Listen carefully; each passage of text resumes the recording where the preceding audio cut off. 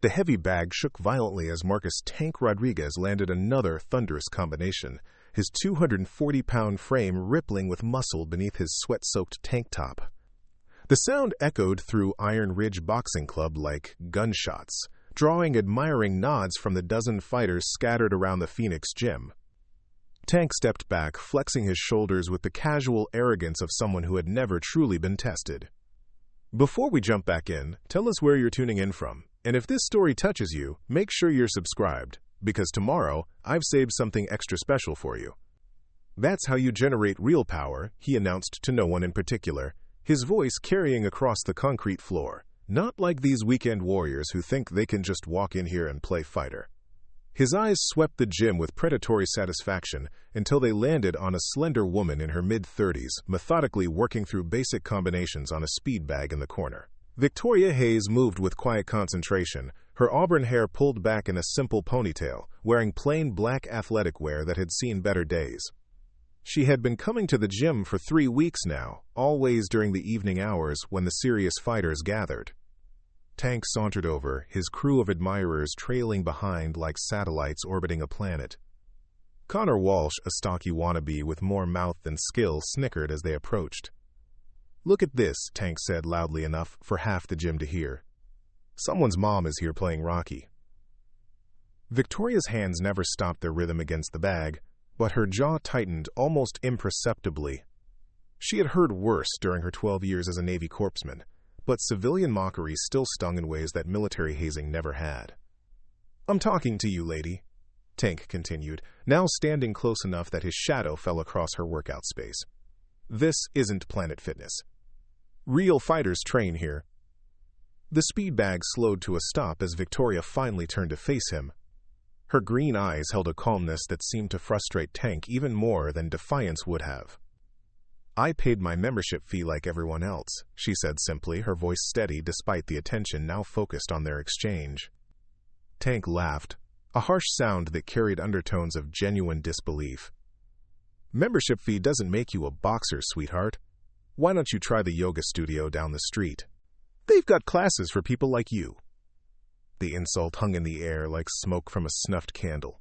Several gym members had stopped their own workouts to watch, some looking uncomfortable with Tank's behavior, but none willing to challenge the gym's unofficial king.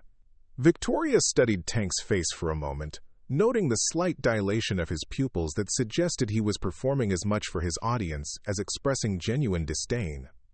"I'll keep that in mind," she replied, turning back to the speed bag without another word.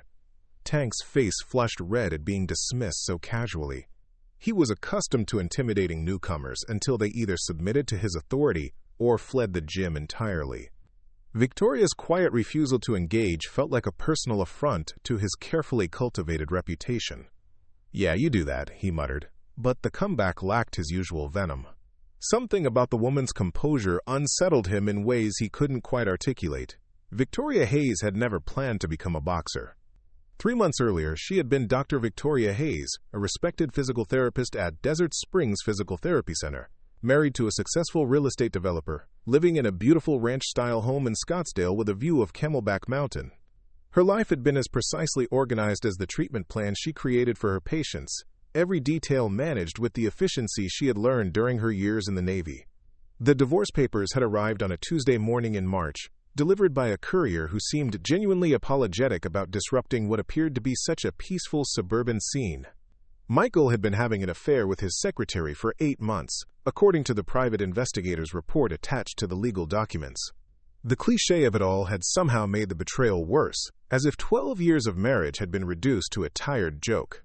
Victoria had read through the papers twice, sitting at her kitchen island with her morning coffee growing cold, before calling in sick to work for the first time in 3 years.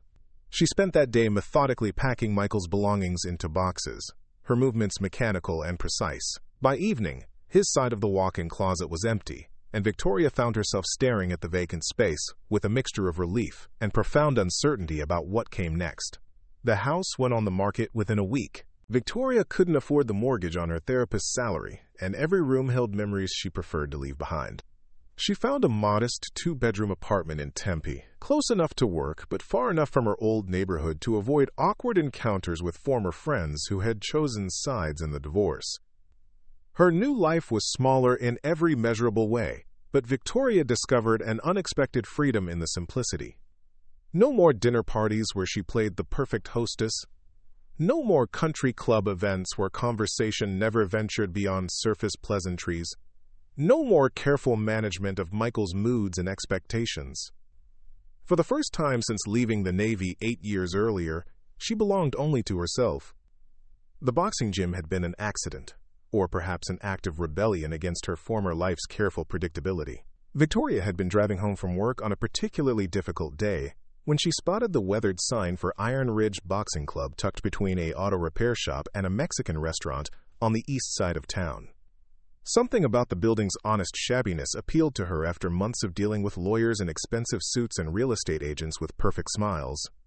She had parked and sat in her car for 10 minutes, watching fighters emerge from the gym with the loose-limb satisfaction of people who had worked their bodies to exhaustion. The idea of hitting something, of channeling her frustration into physical action rather than endless therapy sessions and journal writing, felt suddenly irresistible. Ben Castellano, the gym's owner, had been skeptical but polite when Victoria inquired about membership. He was a compact man in his 50s, with scarred knuckles and eyes that had seen too many promising fighters flame out to get excited about newcomers. His gym catered to serious amateurs and professional hopefuls, not suburban women working through midlife crises. "You ever boxed before?" he had asked, his tone suggesting he already knew the answer. "No," Victoria admitted. "But I was in the military. I know how to follow instructions and work hard." Ben's expression had shifted slightly at the mention of military service. His own son was deployed with the Marines, and he had developed a reflexive respect for anyone who had worn the uniform. "Navy?" "Corpsman," Victoria confirmed. 12 years. The admission earned her a month-to-month membership and a warning that boxing wasn't therapy, despite what popular culture might suggest. "This is a serious sport," Ben had explained as he showed her around the facility. "The guys who train here are looking to compete, maybe turn professional eventually. They don't have time to babysit beginners who might quit after a week." Victoria had nodded her understanding, though she couldn't have explained even to herself why she felt so drawn to the idea of learning to fight. Her military training had included basic hand-to-hand combat, but her role as a corpsman had focused on healing rather than harming. Perhaps that was exactly why boxing appealed to her now. For once in her life, she wanted to be the one delivering impact rather than treating its aftermath. Her first few visits had been cautiously optimistic experiments in solitude. Victoria arrived after the day shift crowd had departed, but before the evening's serious training began, working through basic exercises she found in online tutorials. She bought her own gloves and hand wraps, studied proper stance and footwork in YouTube videos, and practiced shadow boxing in her apartment until her downstairs neighbor complained about the noise. The learning curve was steep and occasionally humbling. Victoria's Navy fitness training had emphasized endurance and functional strength, but boxing demanded a different kind of conditioning. Her shoulders burned after 5 minutes on the heavy bag, and her footwork felt clumsy compared to the fluid movements she observed in other fighters. But something about the sport's honest brutality appealed to the part of her that had spent years managing other people's pain and dysfunction. Riley Peterson had been the first gym member to offer genuine help rather than skeptical observation. She was a trainer in her late 20s who worked with several of the gym's amateur fighters and taught a women's self-defense class on weekend mornings. Riley had watched Victoria struggle through an awkward heavy bag session before approaching with the kind of direct kindness that Victoria had missed since her divorce. "Your form's not terrible," Riley had said without preamble, "but you're going to hurt your wrists if you keep punching like that." The correction led to 20 minutes of fundamental instruction that improved Victoria's technique more than hours of solo practice. Riley explained weight distribution, hip rotation, and the importance of punching through targets rather than at them. More importantly, she treated Victoria's presence in the gym as completely normal rather than an amusing curiosity. "Most people think boxing is all about upper body strength," Riley explained as she demonstrated proper form. "But the power comes from your legs and core. Your fists are just the delivery system." Victoria absorbed the instruction with the focused attention she had once brought to medical training. Preparing and narrating this story took us a lot of time, so if you are enjoying it, subscribe to our channel. It means a lot to us. Now back to the story. Every detail mattered, from the angle of her feet to the timing of her breathing. The complexity was intellectually satisfying in ways that her physical therapy work had stopped being years ago. "You're catching on fast," Riley observed after Victoria successfully executed a combination they had been practicing. "You've got good body awareness, probably from your medical background." The encouragement meant more to Victoria than Riley could have known. For months, she had felt disconnected from any sense of competence or progress. The boxing gym became a place where improvement was measurable and immediate. Either she hit the target or she didn't. Either her form was correct or it needed adjustment. The sport's unforgiving honesty was therapeutic, in ways that actual therapy had never been. But Victoria's presence had not gone unnoticed by the gym's established hierarchy. Tank Rodriguez had been training at Iron Ridge for 3 years, ever since moving to Phoenix from his native Texas to pursue professional opportunities under Ben's guidance. His amateur record was impressive enough to attract sponsors and social media followers, though he remained several wins away from the kind of recognition that could launch a professional career. Tank's approach to boxing mixed genuine talent with an outsized need for validation that expressed itself through dominance displays and territorial behavior. He had appointed himself the gym's unofficial gatekeeper, determining which newcomers deserved acceptance and which should be discouraged from returning. His criteria seemed to center largely on whether new members recognized his status and showed appropriate deference. Victoria's quiet independence had registered as a challenge to Tank's authority, almost from her first day. She didn't seek his approval or advice, didn't acknowledge his superior skills with the kind of obvious admiration he expected from beginners. Worse, her steady progress under Riley's guidance suggested she might actually develop into a competent fighter, potentially diminishing Tank's specialness within the gym's ecosystem. The evening confrontation at the speed bag had been Tank's opening move in what he expected would be a brief campaign to establish dominance. Most newcomers, particularly women, could be intimidated into either submission or departure with minimal effort. Tank had perfected a combination of mockery and implicit physical threat that usually resolved territorial disputes before they became serious problems. But Victoria's calm response had unsettled his usual calculation. She neither fled nor submitted, instead treating his hostility as merely another training obstacle to work around. Tank found himself in the unfamiliar position of having fired his best shot only to watch it bounce harmlessly off an apparently unimpressed target. Connor Walsh and the rest of Tank's regular supporters had noticed the failed intimidation as well. Their loyalty to Tank was partly genuine admiration for his boxing skills and partly calculated association with the gym's most successful athlete. A leader who couldn't control a suburban newcomer might not be worth following, and Tank could feel their confidence in his authority beginning to waver. The situation demanded escalation, but Tank wasn't entirely sure what form that escalation should take. Victoria's membership was paid and legitimate, her behavior was respectful and appropriate, and Ben Castellano seemed willing to tolerate her presence as long as she didn't interfere with his serious fighter's training. Any move against her would need to appear justified rather than petty, professional rather than personal. Tank began planning his next move as Victoria finished her workout and gathered her equipment. She moved through her post-training routine with the same methodical efficiency she brought to everything else, wiping down equipment and storing her gear with military precision. Her departure was as quiet as her arrival, accompanied by a polite nod to other gym members but no attempt at conversation or social connection. But Tank's attention was focused less on Victoria's behavior than on the subtle shift in the gym's atmosphere since her arrival.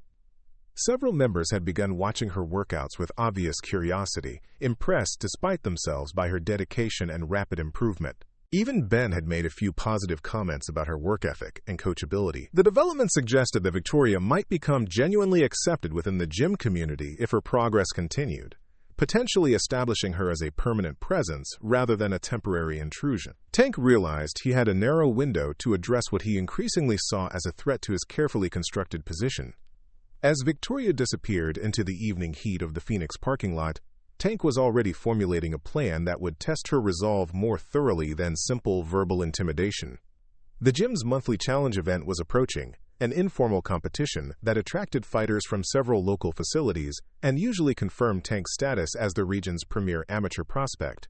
Perhaps it was time to invite the newcomer to test herself against real competition. Tank smiled as he imagined Victoria's inevitable humiliation in front of a crowd of serious fighters. Some lessons, he reflected, could only be taught in the ring. The harassment began subtly, like water finding the smallest crack in stone. Victoria noticed it first during her 4th week at Iron Ridge, when she arrived for her usual evening session to find her regular locker jammed shut with what appeared to be gum wedged into the mechanism. The maintenance issue forced her to use a different locker across the facility, placing her directly in the path of Tank's usual pre-workout routine. "Well, well," Tank announced loudly as Victoria struggled with her gear in the unfamiliar space. "Looks like someone's having equipment problems. Maybe that's a sign this place isn't for you." Connor Walsh materialized beside Tank with the eager anticipation of a hyena scenting weakness. "Could always try the rec center," he suggested with mock helpfulness. "They've got water aerobics classes that might be more your speed." Victoria continued arranging her equipment without responding, but she noticed how other gym members suddenly found pressing reasons to be elsewhere during these encounters. The few who remained kept their eyes fixed on their own workouts, with the determined focus of people pretending not to witness something uncomfortable. Riley Pearson had warned her about Tank's territorial behavior during one of their informal training sessions. "He's done this before with other newcomers," she explained quietly while demonstrating proper defensive postures. "The guy needs to feel like he's the alpha male around here, and anyone who doesn't immediately acknowledge that becomes a problem for him." Victoria absorbed this information with the analytical detachment she had developed during her military service. Tank's behavior reminded her of certain officers she had encountered who confused rank with leadership, using position to mask fundamental insecurities about their actual competence. The psychology was familiar, even if the context was different, but recognizing the pattern didn't make experiencing it less frustrating. Tank's campaign against her presence evolved from verbal jabs to more sophisticated forms of interference. He would occupy equipment she had reserved, claiming confusion about the scheduling system. His training sessions expanded to encompass larger portions of the gym floor, forcing other members to work around his dramatically increased space requirements. During group classes, Tank positioned himself where his movements would interfere with Victoria's workout space. He would throw punches that came uncomfortably close to her position, apologizing with exaggerated surprise whenever she was forced to step aside. His voice carried across the gym during these incidents, ensuring maximum audience awareness of each territorial violation.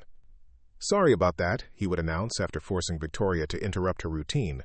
"Didn't realize you were there. Maybe try working out when it's less crowded." The suggestions always carried the tone of helpful advice, making any objections seem unreasonable to casual observers. Tank had perfected the art of plausible deniability, ensuring his harassment appeared accidental, while systematically making Victoria's gym experience as difficult as possible.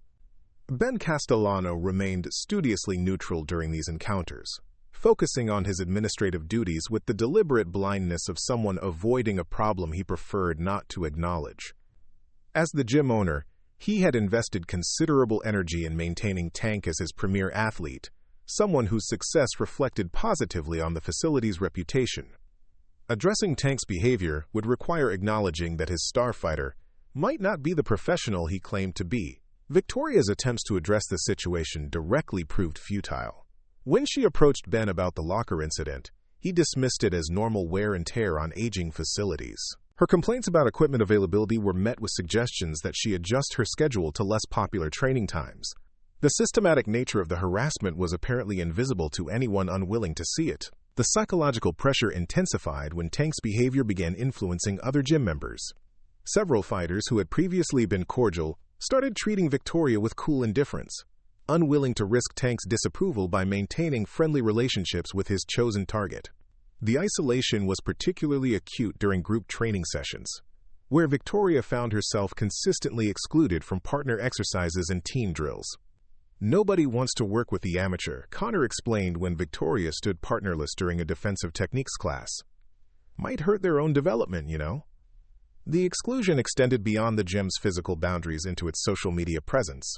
Tank maintained an active Instagram account documenting his training progress and gym life, carefully curating content that showcased Iron Ridge's serious fighter culture. Victoria noticed that she was digitally erased from group photos and training videos, her presence edited out of the narrative Tank constructed about the gym's authentic boxing community.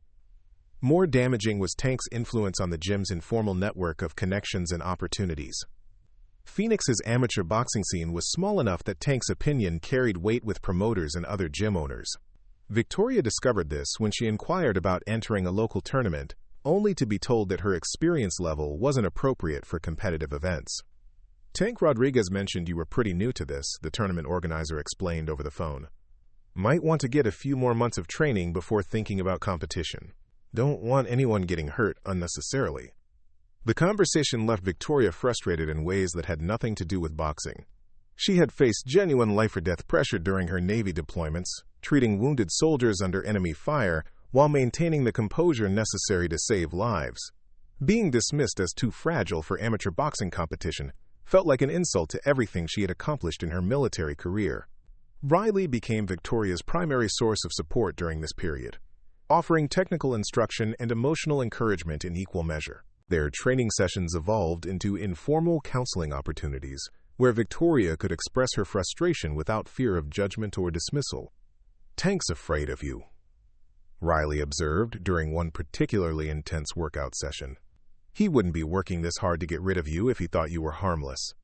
The insight provided Victoria with a different perspective on Tank's behavior. His harassment wasn't just territorial posturing, but active concern about her potential as a competitive threat. The realization was simultaneously flattering and deeply annoying, suggesting that Tank saw something in her abilities that she wasn't fully aware of herself.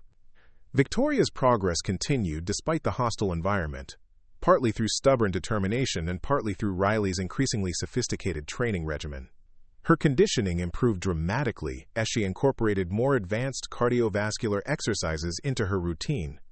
Her technique became more fluid and powerful as Riley introduced complex combinations and defensive strategies that challenged her growing skills. "You're developing real pop in your punches," Riley noted with satisfaction during a heavy bag session. "And your footwork is getting smooth enough that you could probably hold your own in sparring sessions, if anyone was willing to work with you." The qualification hung between them like an unfinished sentence.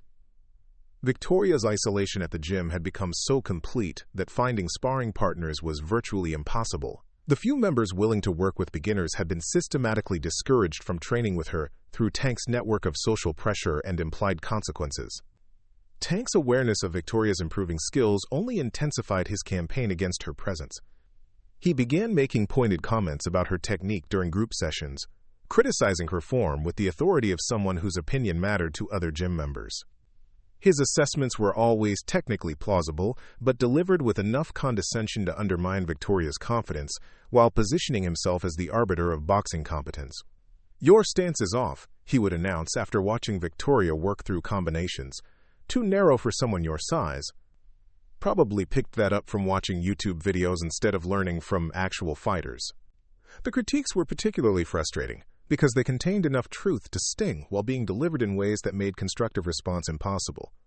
Victoria's stance was indeed slightly narrower than textbook form suggested, but it worked effectively with her body type and movement style. Tank's corrections would have technically improved her form while destroying the natural flow she had developed through months of careful practice. More insidiously, Tank began spreading rumors about Victoria's background and motivations that painted her gym membership as dilettantish hobby rather than serious athletic pursuit. He suggested to other members that she was going through a midlife crisis, using boxing as temporary therapy before inevitably moving on to some other trendy fitness fad. "These suburban types always think they can just buy their way into real sports," he explained to Connor during a conversation loud enough for Victoria to overhear.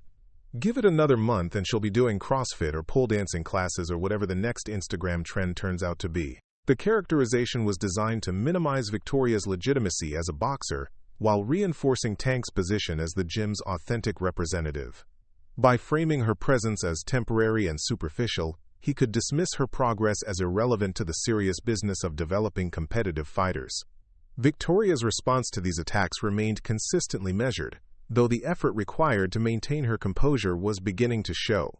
She arrived at the gym with the same quiet determination, worked through her routines with meticulous attention to form, and departed without engaging in the social dynamics that Tank used to assert his dominance. But the constant pressure was wearing on her in ways that reminded her uncomfortably of the psychological stress she had experienced during her most difficult military deployments. The situation reached a new level of intensity when Tank convinced Ben to institute new scheduling policies that effectively restricted Victoria's access to prime training hours. The changes were presented as efficiency improvements designed to accommodate the gym's growing membership, but their practical effect was to limit Victoria's opportunities for quality training time. "We're trying to make sure our serious competitors get priority access during peak hours," Ben explained when Victoria questioned the policy changes. "Nothing personal, just trying to run the business more professionally." The new schedule forced Victoria to train during morning hours before work or late evening sessions, when the gym's lighting was poor and equipment maintenance was minimal. Her training quality suffered as she struggled to maintain consistent routines while accommodating the artificial constraints Tank had engineered. Riley's frustration with the situation finally boiled over during a conversation with Ben about the gym's increasingly hostile atmosphere. Their discussion, though private, was overheard by several members who later reported its contents to Tank, with the eager attention of courtiers bringing news to a king. "You're letting Tank run off good members because he can't handle competition," Riley had argued. "Victoria's got more natural talent than half the guys you're catering to, but you're treating her like she's contaminating the place." Ben's response had been defensive and non-committal, but the conversation's existence gave Tank valuable intelligence about Victoria's level of support within the gym's unofficial power structure. Riley's advocacy for Victoria was now publicly known, potentially compromising her own position as a trainer and threatening Tank's ability to maintain unanimous support for his campaign. Tank's retaliation was swift and characteristically indirect. He began questioning Riley's judgment as a trainer, suggesting to other gym members that her support for Victoria demonstrated poor assessment of boxing talent. The criticism was subtle but persistent, designed to undermine Riley's credibility while reinforcing Tank's position as the final authority on fighter evaluation. "Riley means well," Tank explained to anyone willing to listen, "but she sometimes gets emotionally invested in her students instead of being objective about their limitations. That can actually hurt someone's development if they start believing they're better than they really are." The attack on Riley represented a significant escalation in Tank's campaign, suggesting that he viewed Victoria's presence as enough of a threat to justify damaging relationships with other gym personnel. Victoria became aware of the situation when Riley's demeanor grew noticeably cooler during their training sessions, though she continued providing technical instruction with professional competence. "I need to be more careful about appearances," Riley explained reluctantly when Victoria asked about the change in their dynamic. "Tank's been spreading stories about my training methods, and Ben's starting to ask questions about my judgment. I can't afford to lose this job over politics."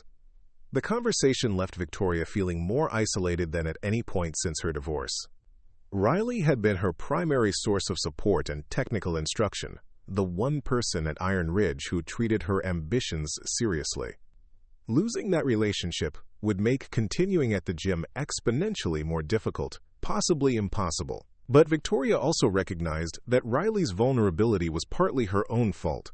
By failing to address Tank's harassment more directly, she had allowed the situation to escalate until it threatened other people who had tried to help her. The realization sparked a familiar anger that reminded her of particularly corrupt officers she had encountered during her military service, people who used their authority to protect themselves while sacrificing subordinates who couldn't fight back effectively. Tank seemed to sense Victoria's growing frustration and interpreted it as evidence that his strategy was succeeding. His harassment became more blatant and public, confident that she was approaching the breaking point that would finally drive her away from Iron Ridge. He began making open references to her age and gender during group training sessions, comments that would have been unthinkable directed at male members, but somehow became acceptable when targeting someone already marginalized within the gym's social hierarchy. "Boxing's a young man's sport," he announced during a particularly intense session where Victoria was struggling with a complex combination sequence. "Some people try to start too late in life and just end up embarrassing themselves." The comment drew uncomfortable laughter from several gym members who weren't sure whether Tank's behavior was acceptable but weren't willing to challenge it publicly. Victoria continued her routine without responding, but Tank's satisfaction with the audience reaction was obvious to everyone present. The psychological pressure was beginning to affect Victoria's performance in ways that went beyond simple frustration. Her sleep became irregular as she replayed gym encounters and planned responses to potential future confrontations. Her concentration at work suffered as she found herself thinking about boxing-related problems during patient treatment sessions. The situation was consuming emotional energy she needed for other aspects of her life, exactly as Tank had probably intended. But Victoria's military background provided her with frameworks for understanding and responding to systematic harassment that civilian victims might lack. She recognized Tank's behavior as a campaign designed to achieve specific objectives through sustained pressure rather than isolated incidents of conflict. Understanding the strategic nature of his approach helped her develop more effective countermeasures than simple endurance or avoidance. Victoria began documenting Tank's behavior with the methodical attention to detail she had learned during her Navy service. She recorded dates, times, witnesses, and specific actions in a small notebook she kept in her gym bag. The documentation served partly as evidence should she need to make formal complaints, but primarily as a way of maintaining analytical distance from emotionally charged situations. The process of recording Tank's harassment also revealed patterns that might be useful for predicting and countering his future moves. His behavior intensified during periods when he felt his status was threatened by external events, such as losing sparring matches or receiving criticism from Ben about his training consistency. Understanding these triggers gave Victoria some ability to anticipate when Tank's attention would focus most intensely on her presence. More importantly, the documentation process helped Victoria maintain perspective on the situation's temporary nature. Tank's behavior was problematic and unprofessional, but it wasn't permanent or insurmountable. She had survived military deployments that included actual physical danger. She could certainly survive a few months of civilian bullying while developing her boxing skills to the point where Tank's opinion would become irrelevant. The attitude shift became apparent to other gym members, though they interpreted Victoria's increased calm in various ways. Some assumed she was finally accepting her marginal position within the gym's hierarchy. Others wondered if she was planning to leave Iron Ridge for a more welcoming training environment. A few began to suspect that Victoria might be more formidable than Tank's propaganda suggested. Riley noticed the change during one of their increasingly infrequent training sessions. "You seem different lately," she observed, while watching Victoria work through defensive drills with unusually precise execution. "More focused, maybe. Less reactive to the nonsense." Victoria smiled without breaking her rhythm. "I'm remembering some things I learned a long time ago about dealing with difficult people." The response intrigued Riley, who had always sensed that Victoria's background contained elements she didn't discuss openly. Most gym members knew she had military experience, but the specifics of her service record remained deliberately vague. Riley had assumed Victoria's reticence reflected simple modesty about her past, but her recent behavior suggested a more complex relationship with her military training. Tank also noticed Victoria's altered demeanor, though he interpreted it as evidence of resignation rather than renewed determination. Her increasingly calm responses to his provocations felt like victory, confirmation that his campaign was finally breaking down her resistance to leaving Iron Ridge. He began planning what he assumed would be the final phase of his effort to drive her away from the gym. The opportunity presented itself when Ben announced the gym's annual Open Challenge event, a monthly competition that attracted fighters from several Phoenix area facilities. The event typically featured various skill-level divisions and provided opportunities for serious amateurs to test themselves against unfamiliar opponents in a semi-formal setting. Tank had dominated the previous year's Open Challenge, winning his division convincingly while attracting attention from potential sponsors and professional promoters. The event represented his best opportunity to showcase his skills for influential observers while simultaneously demonstrating his status as Iron Ridge's premier athlete. But this year's challenge would also provide the perfect venue for Tank to deliver a public lesson about the differences between serious fighters and suburban dilettantes. He began developing a plan that would force Victoria into competition she couldn't win, while making her failure as visible and humiliating as possible. The flyer appeared on the gym's bulletin board on a Wednesday morning, printed on bright yellow paper that immediately drew attention from anyone entering Iron Ridge. "Annual Open Challenge, all skill levels welcome," announced the bold header, followed by details about entry fees, weight divisions, and prize categories. Tank stood nearby as members gathered to read the announcement, his expression radiating the confidence of someone who had already visualized his inevitable victory.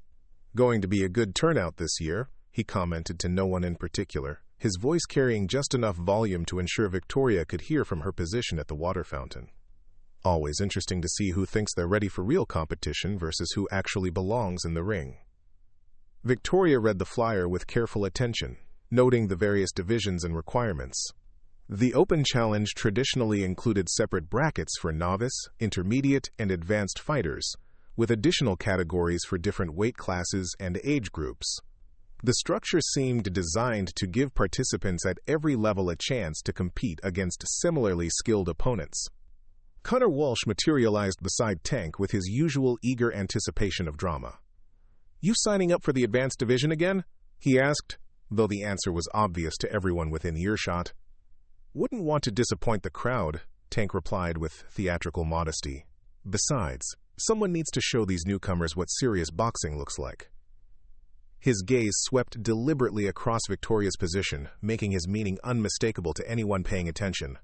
Several gym members shifted uncomfortably, recognizing the challenge being issued but uncertain whether Victoria would be foolish enough to accept it.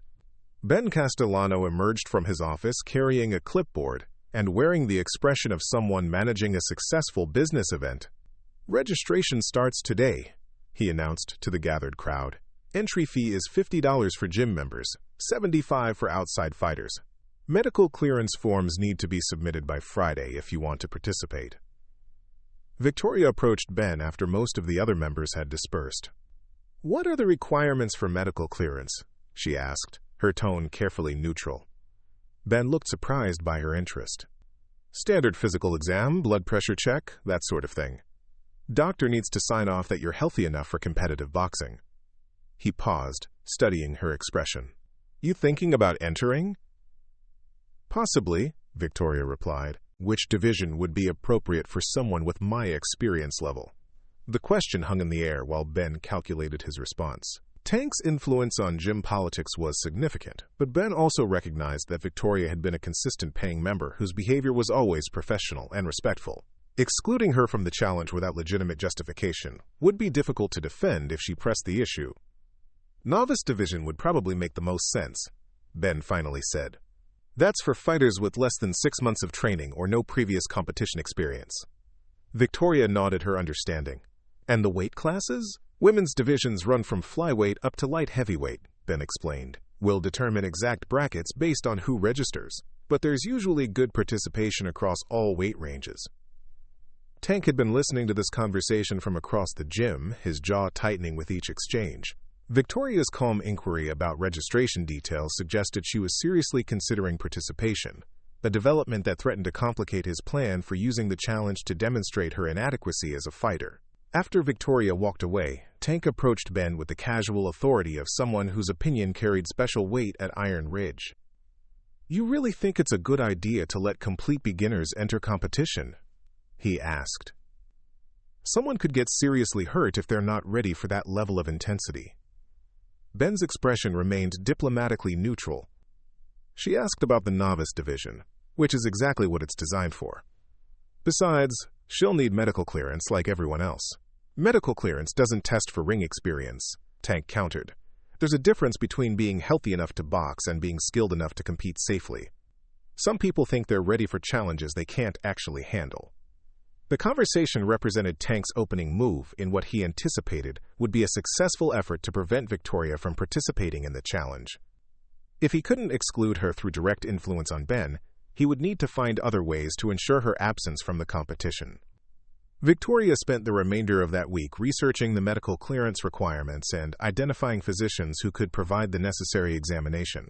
Her background as a physical therapist gave her professional connections in the medical community, making the bureaucratic aspects of registration relatively straightforward. More challenging was the question of whether she was genuinely ready for competitive boxing, even at the novice level. Victoria's training had progressed steadily under Riley's guidance, but she had never tested her skills against unfamiliar opponents in a formal setting. The controlled environment of gym workouts was significantly different from the unpredictable dynamics of actual competition. Riley provided honest assessment when Victoria asked for her opinion about entering the challenge. "Your technique is solid for someone at your training level," she said carefully, "and your conditioning is better than most people who've been boxing for 6 months. But competition adds pressure that's hard to simulate in practice." "What kind of pressure?" Victoria asked. "Mental, mostly. When you're in the ring with someone trying to hit you back, everything feels different. Combinations you can execute perfectly on the heavy bag become harder when you're also thinking about defense and strategy. Some people handle that transition easily. Others struggle with it." Victoria appreciated Riley's honest assessment, though she remained uncertain about how she would respond to competitive pressure. Her military experience included high-stress situations, but those had involved different types of decision-making and physical demands. Boxing required split-second reactions and sustained physical output under conditions designed to test both skill and mental toughness. The medical examination was completed at a sports medicine clinic that specialized in clearances for amateur athletes. Dr. Patricia Vaughn, a colleague from Victoria's physical therapy network, conducted the evaluation with professional thoroughness. "Blood pressure, reflexes, and cardiovascular function all look excellent," Dr. Vaughn reported after completing the examination. "Your conditioning is actually quite impressive for someone new to boxing. What's your background in athletics?" Victoria provided a brief summary of her military service and current fitness routine. Dr. Vaughn nodded approvingly as she completed the clearance paperwork. "Navy training shows," she observed, "you've got the kind of baseline fitness that gives you advantages in learning new sports. Just make sure you're taking appropriate safety precautions. Boxing can be unforgiving if you're not properly prepared." The medical clearance removed the final bureaucratic obstacle to Victoria's participation in the Open Challenge. She submitted her registration and entry fee on Friday afternoon, officially committing herself to competition despite the uncertain reception her decision would receive from other gym members. Tank's reaction to news of Victoria's registration was immediate and volcanic. He cornered Connor Walsh near the heavy bags within minutes of Ben posting the updated participant list. "Did you see this?" Tank demanded, gesturing toward the bulletin board where Victoria's name now appeared in the novice women's division. "She actually thinks she's ready to compete. This is going to be a disaster." Connor studied the list with the concentration of someone trying to identify the appropriate response to Tank's obvious anger. "Maybe she'll get knocked out early and realize she's not cut out for this," he suggested hopefully. "Or maybe she'll get seriously hurt because she doesn't understand what she's gotten herself into," Tank replied. "Someone needs to explain to her that this isn't a game. Real competition requires real skill, not just enthusiasm and good intentions." Tank's concern about Victoria's safety was genuine, though it mixed with frustration about her continued presence at Iron Ridge and anxiety about how her performance might affect his own status. If Victoria competed respectably in the novice division, it would validate her membership at the gym and potentially undermine Tank's arguments about her inadequacy as a fighter. More troubling was the possibility that Victoria might actually win her division. Tank had observed her training sessions carefully enough to recognize that her skills were developing rapidly under Riley's instruction. Her technique was sound, her conditioning was excellent, and her mental approach to boxing seemed unusually focused for a recreational athlete. Tank began developing a more sophisticated strategy for managing the Victoria problem during the Open Challenge. Direct interference with her competition would be impossible given the formal structure of the event and the presence of outside observers. But he could still influence how other gym members perceived her participation and potentially create psychological pressure that would affect her performance. "I'm worried about her," Tank confided to several longtime gym members during conversations strategically timed to occur when Victoria was within earshot.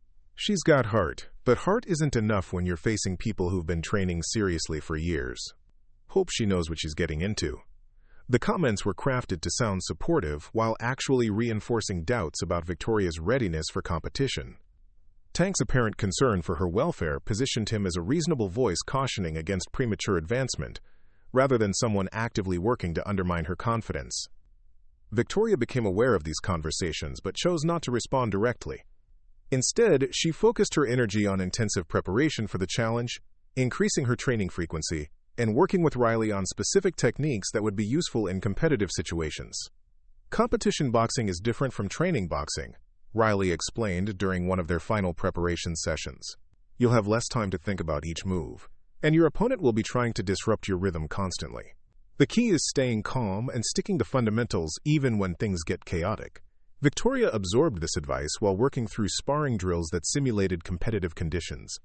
Riley had arranged informal sessions with other gym members willing to provide practice opportunities, though Tank's influence had limited the pool of available partners to newer fighters who were less concerned about gym politics. These practice sessions revealed both Victoria's strengths and areas needing improvement. Her defensive technique was solid, and her conditioning allowed her to maintain effectiveness through extended exchanges. But her offensive combinations sometimes became predictable under pressure, and she occasionally hesitated when opportunities for aggressive action presented themselves. "You're thinking too much," Riley observed after a particularly cerebral sparring session. "Trust your training and let your body react naturally. You've practiced these combinations hundreds of times. Your muscles know what to do even when your brain is busy with other things."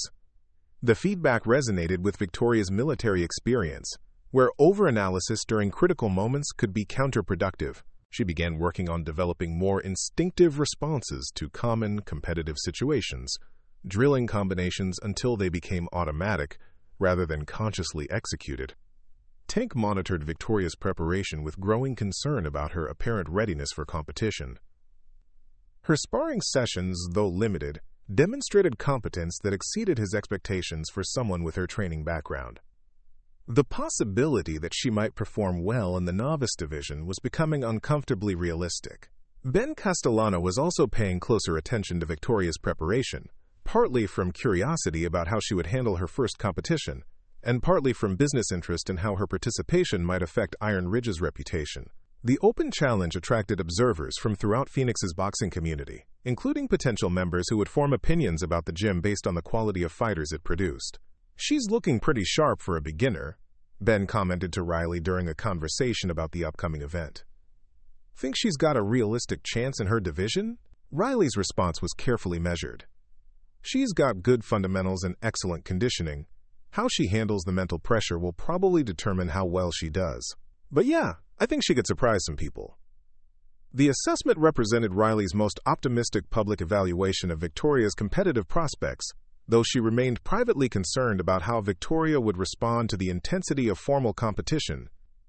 Training with cooperative partners was significantly different from facing opponents whose primary goal was winning rather than skill development. Victoria's final week of preparation focused primarily on mental conditioning rather than technical improvement. She spent time visualizing different competitive scenarios and developing strategies for maintaining composure under pressure. Her military background provided useful frameworks for managing stress and maintaining focus during unpredictable situations. The psychological preparation proved timely when Tank escalated his intimidation campaign during the final days before the challenge. His comments about Victoria's readiness became more direct and pointed, designed to create doubt about her decision to compete. "Last chance to reconsider," he announced loudly during Victoria's final training session before the event. "Competition boxing isn't forgiving to people who aren't properly prepared. Might want to think about whether you're really ready for this level of intensity." Victoria continued her workout routine without acknowledging Tank's comments, but her lack of response seemed to frustrate him more than direct confrontation would have. He had expected his warnings to either provoke an argument or plant seeds of doubt that would affect her confidence. Her apparent indifference to his opinion suggested a level of mental preparation that Tank found unsettling. Connor Walsh attempted to provide backup for Tank's psychological offensive by questioning other gym members about Victoria's competitive readiness. "Think she knows what she's getting into?" he asked during conversations designed to generate consensus about her likely failure. But the responses Connor received were more mixed than Tank had anticipated. Several members expressed genuine curiosity about how Victoria would perform, and a few admitted to being impressed by her dedication and improvement during her months at Iron Ridge. The unanimous dismissal Tank had expected was not materializing among the gym's membership. Riley's support for Victoria became more publicly visible as the challenge approached, despite the professional risks involved in opposing Tank's position. She began offering technical advice during Victoria's workouts without the discretion that had characterized their earlier interactions. "Keep your hands up during combinations," Riley called out during a heavy bag session, "and remember to pivot after your cross. You've been working on that footwork pattern for weeks." The public coaching represented a significant shift in Riley's approach to the gym's political dynamics. By openly supporting Victoria's preparation, She was implicitly challenging Tank's authority to determine who deserved serious training attention at Iron Ridge. Tank's response to Riley's increased visibility was swift and characteristically indirect. He began questioning her coaching methods during conversations with other trainers, suggesting that her emotional investment in Victoria's success was compromising her professional judgment. "Riley means well," Tank explained to anyone willing to listen, "but sometimes trainers get too attached to their students. That can lead to pushing people into situations they're not ready for. Hope she's not setting Victoria up for a bad experience." The criticism was designed to undermine both Riley's credibility and Victoria's confidence simultaneously. By framing Riley's support as misguided rather than professional, Tank could question Victoria's readiness while appearing concerned about her welfare rather than threatened by her progress. Victoria became aware of Tank's campaign against Riley through overheard conversations and subtle changes in how other gym members interacted with her primary coach. The realization that her participation in the challenge was creating professional difficulties for Riley added another layer of complexity to an already stressful situation. "You don't need to keep coaching me if it's causing problems with Tank," Victoria told Riley during a private conversation after hours. "I don't want my boxing hobby to interfere with your job here." Riley's response revealed the depth of her frustration with Tank's behavior and her commitment to professional standards that transcended gym politics. "You're not a hobby," she said firmly. "You're a serious student who deserves quality instruction regardless of what Tank thinks about your prospects. That's what being a trainer means." The conversation strengthened Victoria's resolve to compete effectively in the open challenge, not only for her own satisfaction but as validation of Riley's professional judgment. Tank's efforts to undermine both of them had created a situation where Victoria's performance would reflect on more than just her individual skills. Ben Castellano found himself managing increasingly complex dynamics as the challenge date approached. Tank's behavior was becoming difficult to ignore, while Victoria's preparation suggested she might actually compete respectably in her division. The situation required delicate handling to avoid alienating either a valuable longtime member or a newer member whose participation had generated unexpected interest from other fighters. The final participant list was posted 3 days before the challenge, revealing a diverse field of competitors from multiple Phoenix area gyms. Victoria's name appeared in a novice women's division that included 6 other fighters, most representing other facilities and bringing unknown skill levels to the competition. Tank studied the list with particular attention to Victoria's division, trying to assess the likely quality of her opponents. Several names were unfamiliar, suggesting they might be beginners like Victoria herself, but a few participants represented gyms with strong reputations for developing female fighters, indicating that Victoria might face more experienced competition than the novice classification suggested. "Interesting bracket," Tank commented to Connor while examining the participant list. "Some of those other gyms have been training women fighters for years. Could be a real education for someone who thinks 6 months of practice makes them competitive." The observation was accurate enough to be genuinely concerning. Victoria's preparation had been thorough within the constraints of her training timeline, but she would potentially be facing opponents with superior ring experience despite their official novice status. The Open Challenges classification system was designed to be inclusive rather than precisely calibrated to skill levels. Victoria's final preparation sessions focused on mental readiness rather than technical refinement. She spent time reviewing video footage of amateur boxing matches, studying how different fighters responded to competitive pressure and unexpected situations. The research provided useful insights into common strategic patterns and tactical adjustments that might be necessary during actual competition. Riley's final advice emphasized adaptability over rigid game planning.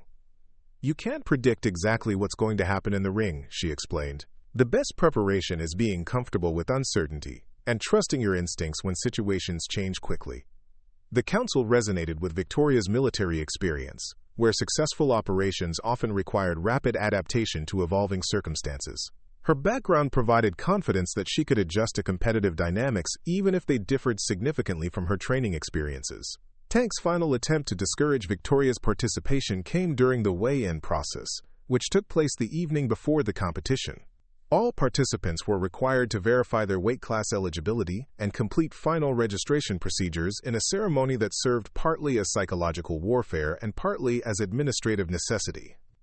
Victoria arrived at the designated time wearing simple athletic clothing and carrying minimal equipment. Her approach to the weigh-in reflected the same understated professionalism she brought to all gym activities, without the dramatic posturing that characterized some other participants. Tank positioned himself near the registration table where he could observe and comment on the weigh-in process. When Victoria's turn arrived, he made a point of studying her with the exaggerated attention of someone conducting a professional assessment.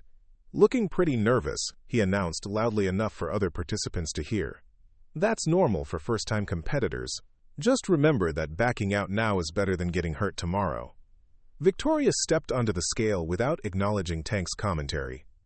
Her weight fell comfortably within the designated range for her division, and she completed the registration process with efficient professionalism. "See you tomorrow," she said to Ben as she collected her participant materials, her tone carrying no hint of uncertainty or second thoughts about her decision to compete.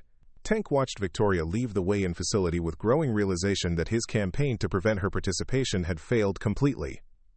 She would be competing in the open challenge despite months of systematic harassment and intimidation. The knowledge that his authority at Iron Ridge had proven insufficient to control Victoria's behavior was deeply troubling to someone whose identity was built around dominance and influence.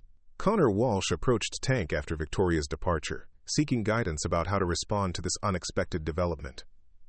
"What do you think will happen tomorrow?" he asked. Tank's answer revealed both his genuine uncertainty about Victoria's competitive prospects and his determination to find ways to minimize any success she might achieve. "We'll see what she's really made of," he said. Competition has a way of revealing who belongs and who doesn't. But privately, Tank was beginning to suspect that Victoria might belong more than he had originally calculated. Her preparation had been thorough, her mental approach seemed unshakable, and her physical conditioning was obviously excellent. The possibility that she might actually compete successfully was becoming real enough to require contingency planning. The night before the challenge, Victoria followed her usual pre-competition routine from her military days: early dinner, equipment preparation, and mental visualization exercises designed to promote both readiness and calm. She laid out her boxing gear with the methodical attention to detail that had characterized her approach to everything from medical procedures to equipment maintenance during her Navy service. Tomorrow would provide answers to questions that had been building for months. Victoria would discover whether her boxing training had prepared her for competitive success, whether Tank's assessment of her inadequacy was accurate, and whether she truly belonged in the world she had chosen to enter. The Open Challenge would be more than just a sporting event. It would be a test of everything she had built since her divorce forced her to reconstruct her identity from scratch. The morning of the Open Challenge dawned clear and unusually cool for Phoenix in late October, with temperatures that would make the warehouse venue comfortable for extended competition. Victoria woke at 5:30 without an alarm, her body responding to the internal clock that had governed her schedule during countless military operations, where timing could mean the difference between success and catastrophe.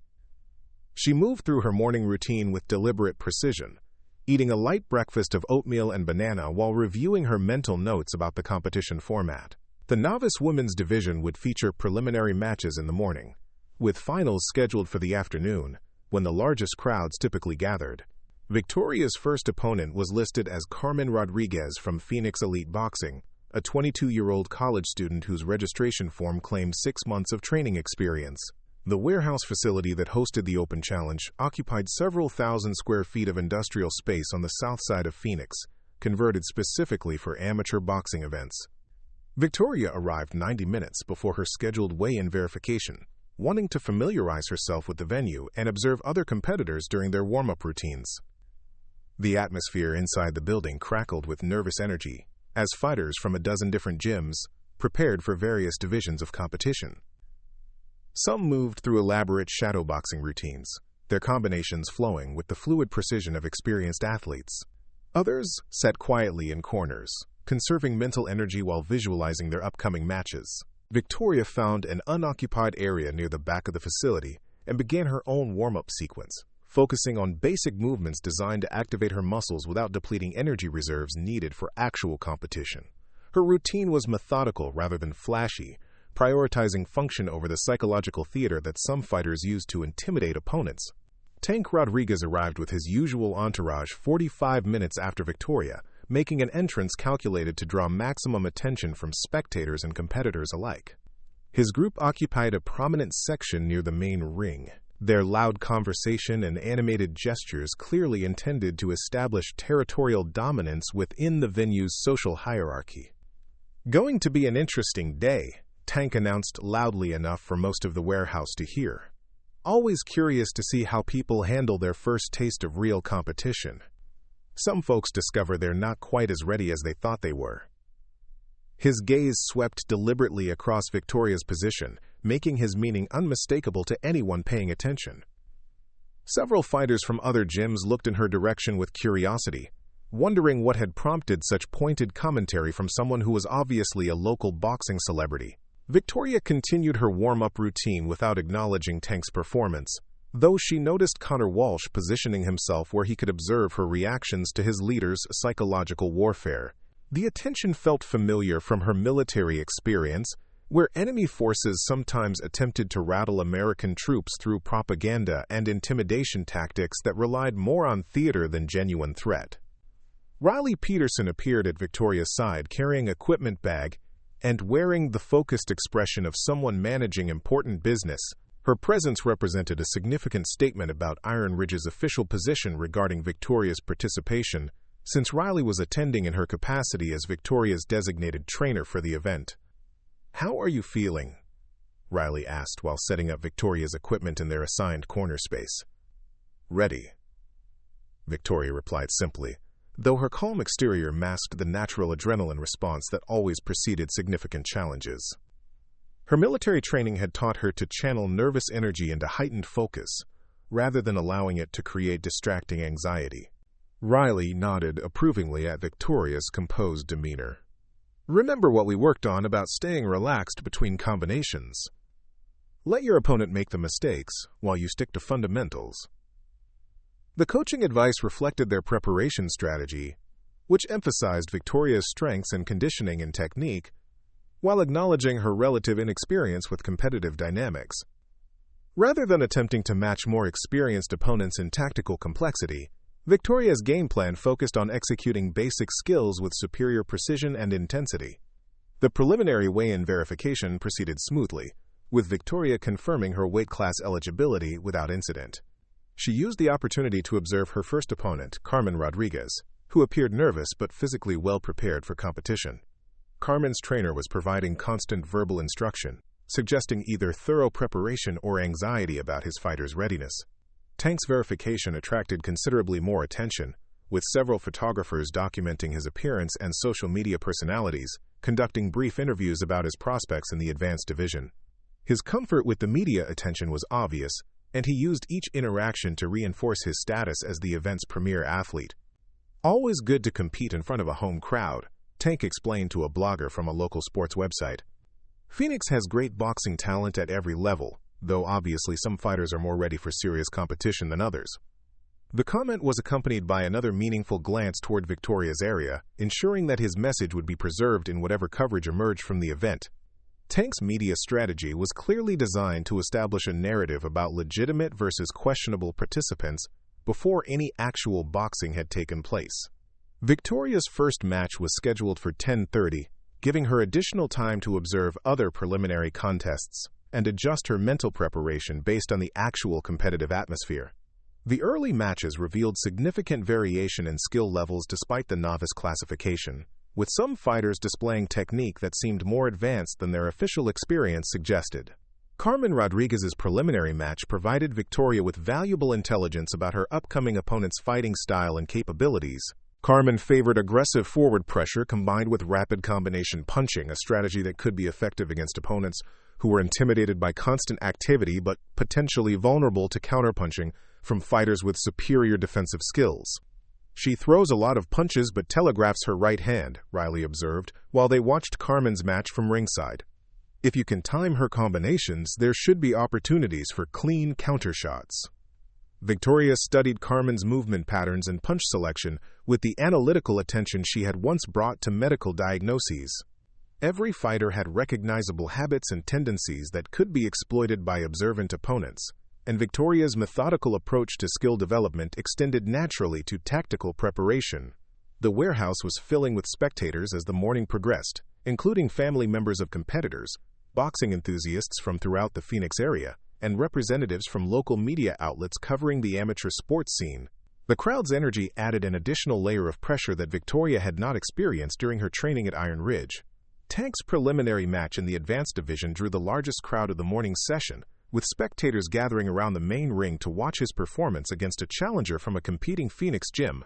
Tank dominated the contest with the superior conditioning and technical skill that had made him Iron Ridge's premier fighter, winning by unanimous decision after 3 rounds of controlled aggression.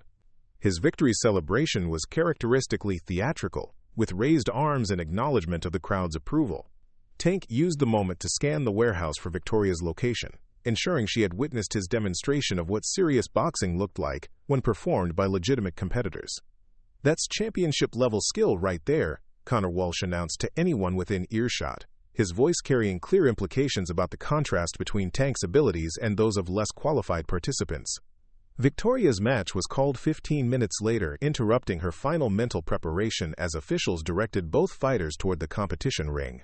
The walk from her corner to the ring felt longer than the actual distance, with spectator attention creating a tunnel of scrutiny that she navigated with the disciplined composure learned during military ceremonies where bearing and presentation carried professional consequences.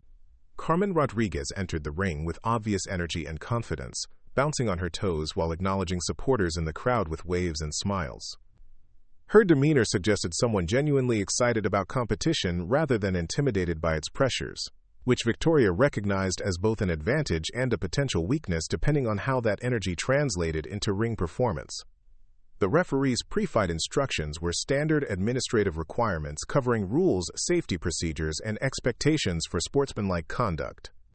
Victoria absorbed the information while studying Carmen's body language and positioning, looking for subtle indicators of nervousness or strategic intention that might provide tactical advantages once the match began.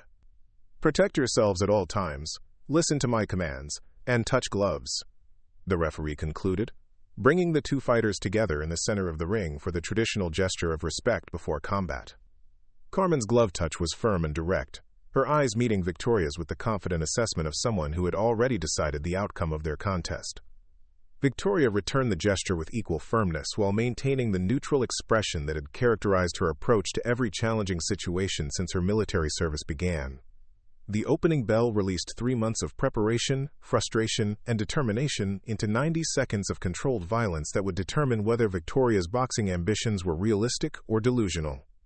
Carmen moved forward immediately with the aggressive style Victoria had observed during her preliminary match, throwing rapid combinations designed to overwhelm opponents through sheer volume and intensity. Victoria's response reflected the defensive principles Riley had drilled into her during countless training sessions.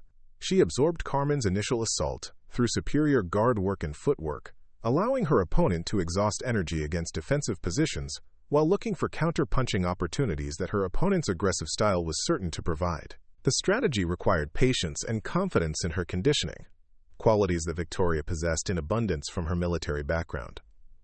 While Carmen threw increasingly desperate combinations seeking the knockout blow she clearly expected to land, Victoria remained composed and methodical, waiting for the tactical opening that her opponent's emotional approach would eventually create. The moment arrived midway through the first round, when Carmen's frustration with Victoria's defensive success led to an overextended right hand that left her temporarily off balance and vulnerable. Victoria's counterpunch was precise and powerful, a left hook that landed cleanly on Carmen's jaw and sent her staggering backward toward the ropes. The crowd's reaction was immediate and surprised, with gasps and cheers acknowledging that the quiet woman from Iron Ridge had just delivered the most decisive blow of the match. Carmen recovered her balance quickly, but her confidence was visibly shaken by the realization that Victoria possessed genuine punching power, despite her unassuming appearance and defensive style. Victoria pressed her advantage with the calculated aggression Riley had taught her to deploy when opportunities presented themselves. Her combinations were economical and accurate, designed to maximize damage while minimizing energy expenditure and defensive vulnerability. Each punch served a specific tactical purpose, rather than being thrown simply to maintain activity. Carmen's corner was shouting instructions about defensive adjustments and tactical changes, but their fighter seemed unable to implement coaching advice while simultaneously managing the physical and mental pressure of Victoria's systematic assault. The psychological dynamic of the match had shifted decisively in Victoria's favor, with Carmen now fighting defensively against an opponent she had expected to overwhelm easily. The first round ended with Victoria clearly ahead on points and momentum, though Carmen's youth and conditioning kept her competitive despite the tactical disadvantage. During the 1-minute rest period, Victoria received Riley's guidance about maintaining her current approach while being prepared for Carmen's probable strategic adjustments. "She's going to try to make this ugly in the second round," Riley predicted while applying ice to Victoria's shoulders. "Stay disciplined and don't get drawn into trading punches. You're winning this fight by being smarter, not tougher." Carmen's corner was providing more animated instruction, clearly dissatisfied with their fighter's first-round performance and advocating for significant changes to her approach. Victoria could hear fragments of their conversation about increasing pressure and taking more risks, information that would be useful for anticipating Carmen's second-round strategy. Tank Rodriguez was watching Victoria's match from ringside with an expression that mixed surprise with growing concern. Her performance was exceeding his expectations dramatically, suggesting that his months of dismissing her potential might have been based on inadequate assessment rather than accurate evaluation of her capabilities. "She's looking pretty good out there," observed another fighter from Iron Ridge who had come to watch the competition. "Lot more composed than most people in their first fight." Tank's response was carefully measured to avoid admitting his previous misjudgment while still maintaining his authority to evaluate boxing talent. "First round doesn't mean much," he said dismissively. "Let's see how she handles pressure when her opponent gets desperate." But privately, Tank was beginning to realize that Victoria might represent a more significant challenge to his gym dominance than he had originally calculated. Her boxing skills were clearly legitimate, and her mental approach to competition seemed unshakable despite the hostile environment he had created at Iron Ridge. The second round began with Carmen implementing her corner's advice about increased aggression and pressure fighting. She moved forward immediately with wild combinations designed to overwhelm Victoria through sheer volume and intensity, abandoning the technical approach that had served her reasonably well despite the first round's outcome. Victoria's response demonstrated the mental toughness that military training had developed through years of high-pressure situations where panic could be fatal. She remained calm and systematic despite Carmen's furious assault, using superior defensive technique to minimize damage while looking for counterpunching opportunities that her opponent's reckless style was providing in abundance. The tactical adjustment Riley had predicted proved accurate, as Carmen became increasingly wild and desperate in her attacks. Victoria capitalized on these mistakes with precise counterpunches that consistently found their targets, while avoiding the return fire that Carmen's defensive breakdowns made inevitable. Midway through the second round, Victoria landed an uppercut combination that sent Carmen to the canvas for the first knockdown of the match. The referee immediately began the mandatory 8 count while Carmen struggled to regain her composure and demonstrate her ability to continue fighting safely. The warehouse crowd erupted in surprise and approval at Victoria's devastating combination, with spectators who had initially dismissed her as an amateur now recognizing her legitimate boxing ability. The knockdown represented definitive proof that Victoria belonged in competitive boxing despite her unconventional path to the sport. Carmen managed to beat the referee's count and indicate her desire to continue fighting, but her legs remained unsteady, and her defensive positioning was compromised by the effects of Victoria's precise punching. The match was effectively over as a competitive contest, though Carmen's courage kept her upright and willing to absorb additional punishment.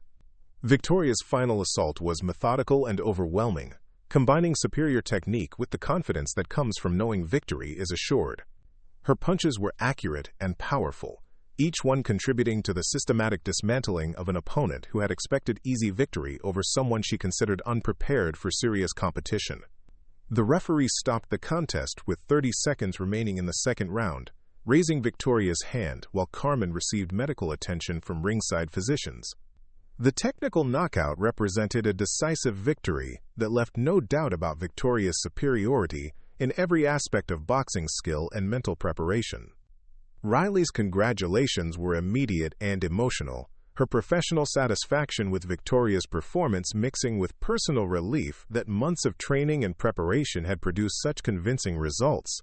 "That was beautiful boxing," she said while helping Victoria remove her gloves. "You stayed disciplined and let your skills do the talking." Victoria's own emotions were more complex.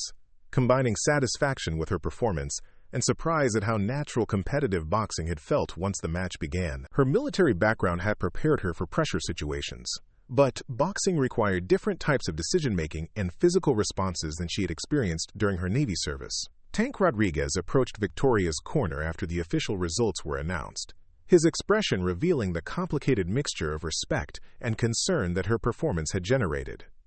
His previous dismissal of her abilities was no longer tenable given the evidence of her boxing skills, but acknowledging her legitimacy would require significant adjustments to his understanding of Iron Ridge's competitive hierarchy. "Good fight," he said simply, offering Victoria a handshake that represented the first respectful gesture he had made toward her since her arrival at the gym. Victoria accepted the gesture with the same composed professionalism she brought to every interaction, though she recognized the significance of Tank's acknowledgement given their months of antagonistic relationship. "Thank you," she replied, her tone carrying no trace of triumph or vindication, despite the obvious vindication her performance represented. But the day's competition was far from over, and Victoria's victory in the preliminary round had earned her advancement to the novice division finals scheduled for the afternoon session. Her opponent would be determined by the outcome of other preliminary matches, though the quality of competition was likely to be significantly higher than Carmen Rodriguez had provided. Ben Castellano appeared at Victoria's corner with obvious satisfaction about her performance and its potential impact on Iron Ridge's reputation at the Open Challenge. Her victory represented positive publicity for the gym and validation of the training quality provided by Riley Peterson's instruction. "Hell of a performance," Ben said with genuine enthusiasm. "You've got about 3 hours until the finals. Riley will help you recover and prepare for whoever wins the other bracket." Victoria nodded her understanding while beginning the post-fight routine that would optimize her physical and mental condition for another match. The afternoon finals would attract larger crowds and more intense competition, creating additional challenges that would test different aspects of her boxing preparation. Tank's advanced division finals were scheduled immediately before Victoria's match, ensuring that his performance would be fresh in spectators' minds when she entered the ring for her own championship opportunity.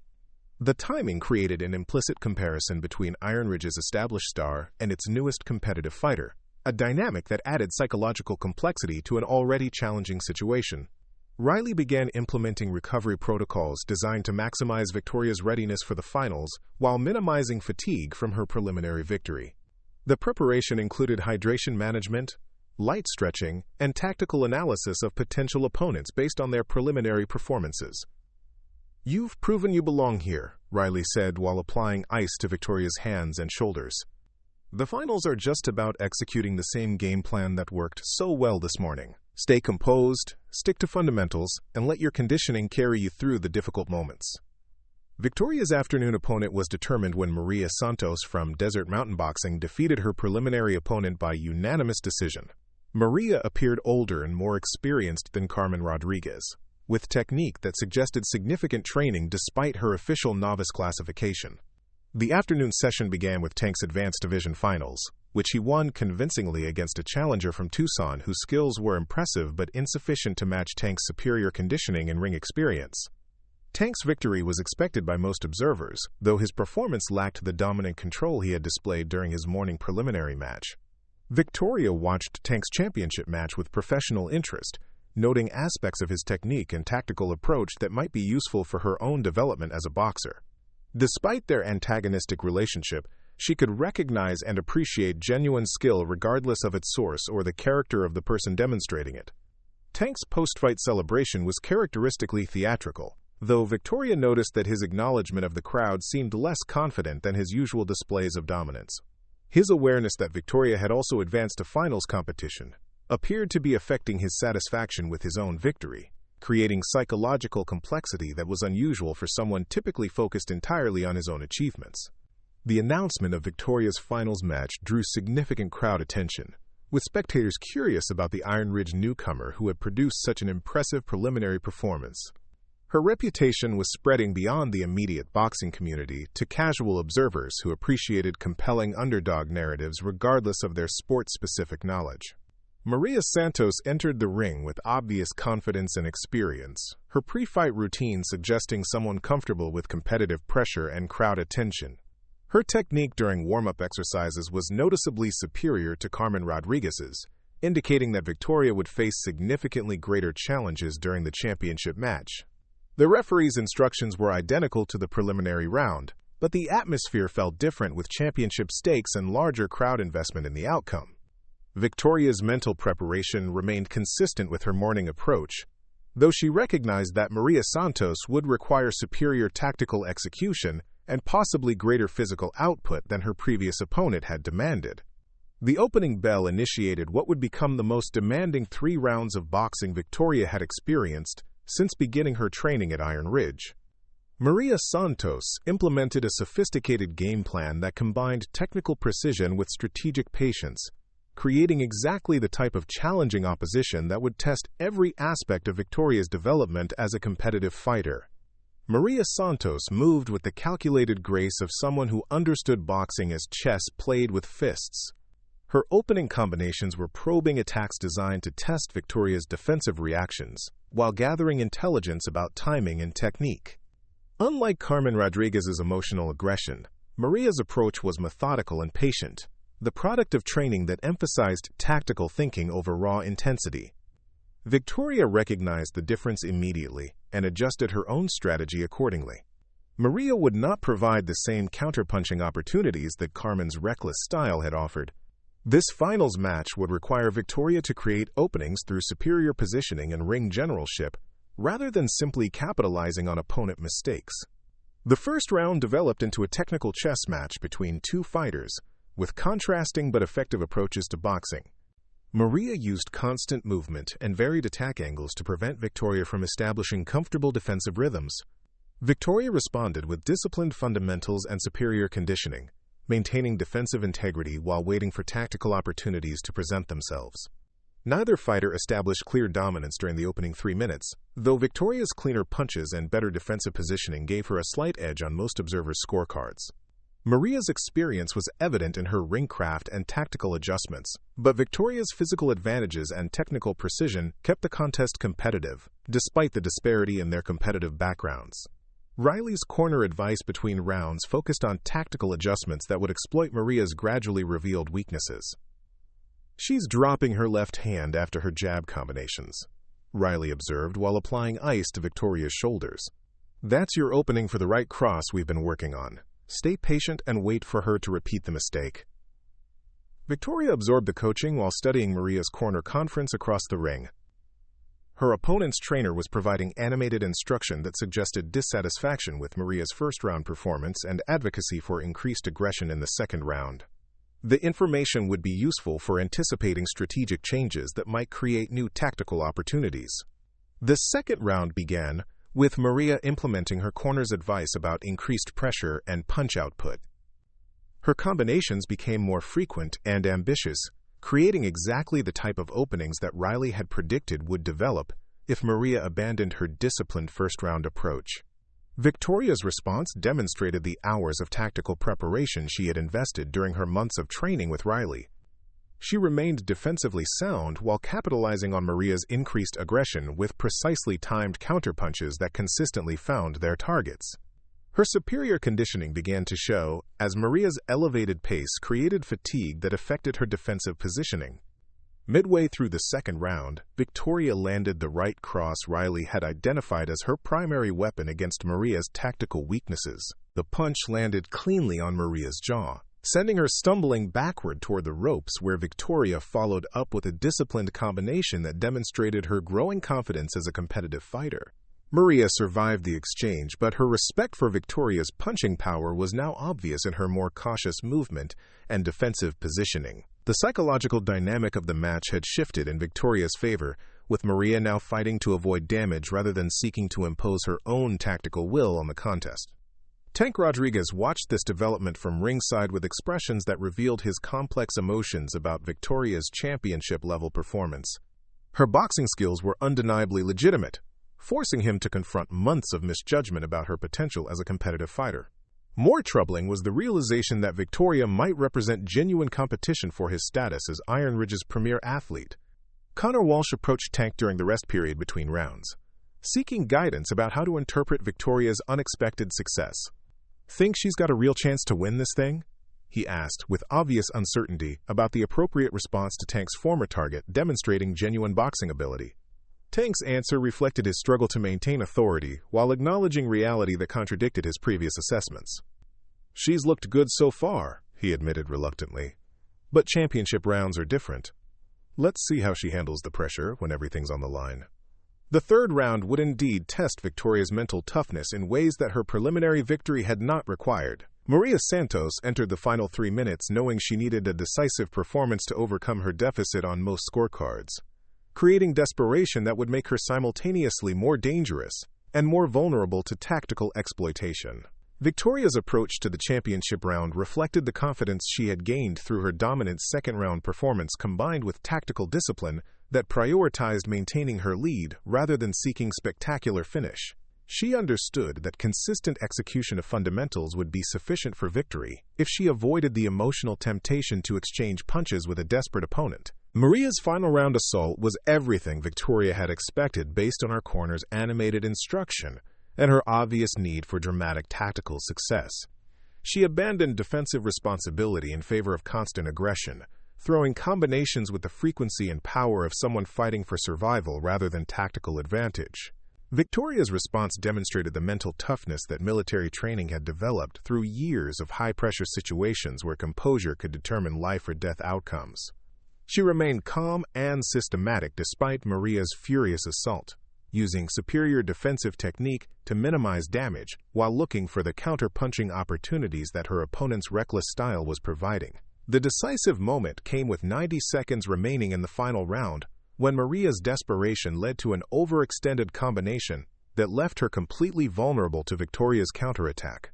Victoria's response was immediate and devastating, an uppercut-hook combination that sent Maria to the canvas for what would be the match's only knockdown. The warehouse crowd erupted in surprised approval as Maria struggled to beat the referee's mandatory 8 count. Victoria's combination had been perfectly timed and executed, demonstrating boxing skills that few observers had expected from someone with her unconventional background and limited competitive experience. Maria managed to regain her feet and indicate her willingness to continue, but her legs remained unsteady and her defensive positioning was compromised by the effects of Victoria's precise punching. The final 90 seconds became a tactical exercise for Victoria, who maintained pressure while avoiding the reckless exchanges that might allow Maria to land desperate knockout punches. The final bell concluded what had become a comprehensive demonstration of Victoria's boxing skills and competitive mental toughness. Her performance exceeded even Riley's optimistic projections, combining technical precision with strategic thinking and physical conditioning that overwhelmed an experienced opponent who had entered the match as the consensus favorite. The judges' scorecards were unanimous in Victoria's favor, awarding her the Novice Division Championship by margins that reflected her clear superiority in every aspect of boxing competition. Riley's congratulations were immediate and emotional, her professional satisfaction mixing with personal vindication of the training methods and tactical preparation that had produced such convincing results. "That was championship-level boxing," Riley said while helping Victoria remove her protective headgear. "You stayed disciplined when it mattered most, and let your skills decide the outcome. That's exactly what champions do under pressure." Victoria's own emotions were complex combinations of satisfaction, relief, and surprise at how natural competitive boxing had felt once she fully committed to the challenge. Her military background had provided useful preparation for pressure situations, but boxing required different types of split-second decision-making and sustained physical output than she had experienced during her Navy service. Ben Castellano appeared at Victoria's corner with obvious enthusiasm about her championship performance and its positive implications for Iron Ridge's reputation within Phoenix's boxing community. Her victory represented compelling evidence of the gym's training quality and Riley Peterson's coaching effectiveness, valuable publicity that would attract serious fighters seeking high-level instruction. "Outstanding performance," Ben said with genuine excitement. "You've just put Iron Ridge on the map in women's boxing." This is exactly the kind of success that brings attention from sponsors and media outlets looking for compelling stories. Tank Rodriguez's approach to Victoria's corner required considerably more effort than Ben's enthusiastic congratulations. His months of dismissing her potential and systematic harassment made acknowledging her championship victory psychologically difficult, though her undeniable boxing skills forced recognition that his previous assessments had been fundamentally incorrect. "Hell of a fight," Tank said while offering Victoria a handshake that represented significant evolution in his attitude toward her presence at Iron Ridge. "You earned that championship fair and square. Congratulations." Victoria accepted Tank's gesture with the same professional composure she had maintained throughout their antagonistic relationship, though she recognized the significance of his public acknowledgement given their complex history.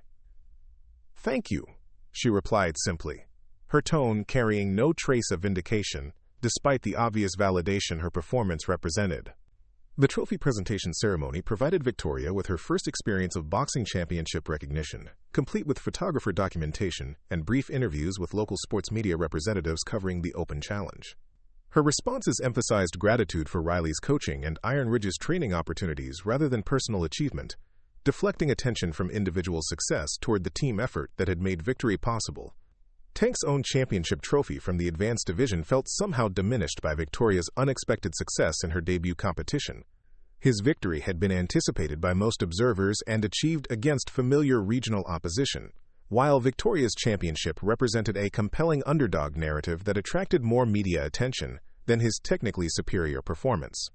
The drive back to Iron Ridge provided Riley with opportunities to debrief Victoria's championship performance, while planning future development strategies that would build on her demonstrated competitive abilities. Victoria's boxing skills were clearly legitimate enough to warrant serious amateur competition, possibly including regional tournaments that could lead to national-level opportunities. "You've got natural ring intelligence that takes most fighters years to develop," Riley observed while reviewing tactical aspects of Victoria's finals victory. "That combination of patience and explosiveness is exactly what separates good fighters from championship-level competitors." Victoria absorbed Riley's technical analysis while processing her own observations about competitive boxing and its differences from training situations. The mental aspects of competition had proven more complex than anticipated, requiring constant tactical adjustments based on opponent reactions and strategic developments that evolved throughout each round. The reception at Iron Ridge that evening reflected Victoria's transformed status within the gym's social hierarchy. Members who had previously treated her with indifference or subtle hostility now approached with respectful curiosity about her championship performance and background preparation. The atmosphere felt fundamentally different from the hostile environment Tank had created during her early months of training. Tank's behavior reflected his own psychological adjustment to Victoria's demonstrated boxing legitimacy. His previous territorial dominance had depended partly on his position as Iron Ridge's only competitive success story, a status that Victoria's championship had complicated in ways that required significant recalibration of gym social dynamics. Connor Walsh's reaction to Victoria's success revealed the opportunistic nature of his loyalty to Tank's leadership. His congratulations were enthusiastic and seemingly genuine, though his quick adaptation to Victoria's elevated status suggested that his allegiances were based on association with success rather than personal relationships or shared values. Ben Castellano capitalized on Victoria's championship victory by immediately incorporating her success into Iron Ridge's marketing materials and social media presence. Her compelling personal story combined with documented competitive achievement provided exactly the type of authentic promotional content that attracted serious athletes seeking high-quality training environments. The following weeks brought significant changes to Victoria's experience at Iron Ridge, as her championship performance fundamentally altered how other members perceived her presence and potential. Training partners who had previously been unavailable suddenly expressed interest in sparring sessions, recognizing that Victoria's boxing skills were legitimate enough to provide valuable competitive preparation. Riley's coaching relationship with Victoria evolved from basic skill development to advanced tactical preparation, suitable for regional and potentially national-level competition. Victoria's demonstrated ability to perform under pressure made her an attractive candidate for amateur tournaments that could provide stepping stones toward elite-level boxing opportunities. Tank's gradual acceptance of Victoria's legitimate place within Iron Ridge's competitive hierarchy represented his own personal growth from territorial protectiveness toward collaborative team building. Their sparring sessions became mutually beneficial training opportunities rather than dominance displays, improving both fighters' skills through exposure to different tactical approaches. Victoria's championship victory provided psychological resolution to the conflicts that had begun with her first day at Iron Ridge. though her motivations for boxing continued evolving beyond simple validation of her gym membership. The sport had become a meaningful part of her identity reconstruction following her divorce, offering challenges and satisfactions that her previous life had not provided. The physical therapy practice where Victoria maintained her primary career benefited from her boxing success through enhanced credibility with athlete patients who respected her demonstrated understanding of competitive sports psychology and injury management. Her championship experience provided practical knowledge that complemented her medical training in ways that improved her professional effectiveness. Tank's Advanced Division Championship from the same open challenge received renewed attention as observers recognized that Iron Ridge had produced two champions from significantly different backgrounds and training approaches. The gym's reputation grew as a facility capable of developing diverse types of boxing talent rather than specializing in single tactical or demographic categories. Victoria's long-term boxing goals remained intentionally modest, despite her championship success and the opportunities it had created for higher-level competition. Her primary satisfaction came from personal growth and the supportive community she had found at Iron Ridge, rather than ambitions for professional boxing careers or national championship recognition. The transformation of her relationship with Tank from antagonistic conflict to mutual respect provided both fighters with valuable lessons about judgment, perseverance, and the dangers of underestimating people based on appearances or unconventional backgrounds. Their evolving dynamic became a positive example for other gym members navigating social tensions and competitive pressures. Riley's reputation as a coach was significantly enhanced by Victoria's championship performance, attracting attention from other gyms and individual fighters seeking instruction that could produce similar competitive success. Her training methods received validation that opened opportunities for career advancement within Phoenix's boxing community. 6 months after her championship victory, Victoria continued training at Iron Ridge with the same disciplined consistency that had characterized her approach since joining the gym. Her presence had become naturally integrated into the facility's culture, contributing to an environment where dedication and improvement were valued over social positioning and territorial displays. Tank's own development as a fighter and person had been positively influenced by his experience with Victoria, teaching him valuable lessons about leadership, respect, and the strength that often exists within people who don't advertise their capabilities. His behavior toward newcomers became more supportive and less threatening, creating a more welcoming environment for diverse participants. The annual Open Challenge the following year featured Victoria defending her Novice Division Championship against a field that included several fighters who had specifically trained to face her tactical approach and boxing style. Her continued success validated the sustainability of her competitive achievement while providing additional evidence of Riley's coaching effectiveness. Victoria's story became part of Iron Ridge's culture and reputation, inspiring other members who faced social challenges or personal doubts about their potential in boxing or other demanding pursuits. Her example demonstrated that dedication, proper instruction, and mental toughness could overcome apparent disadvantages and skeptical opposition. The warehouse where Victoria had won her first championship continued hosting monthly competitions that attracted fighters from throughout the Southwest, many of whom had heard stories about the unassuming physical therapist who had shocked the Phoenix boxing community with her technical skill and competitive composure. Years later, Victoria's championship trophy remained displayed in Iron Ridge's front office alongside Tank's various awards and recognition certificates, representing the gym's commitment to developing fighters from diverse backgrounds who shared dedication to improvement rather than conforming to predetermined expectations about who belonged in competitive boxing. Up next, you've got 2 more standout stories right on your screen. If this one hit the mark, you won't want to pass these up. Just click and check them out.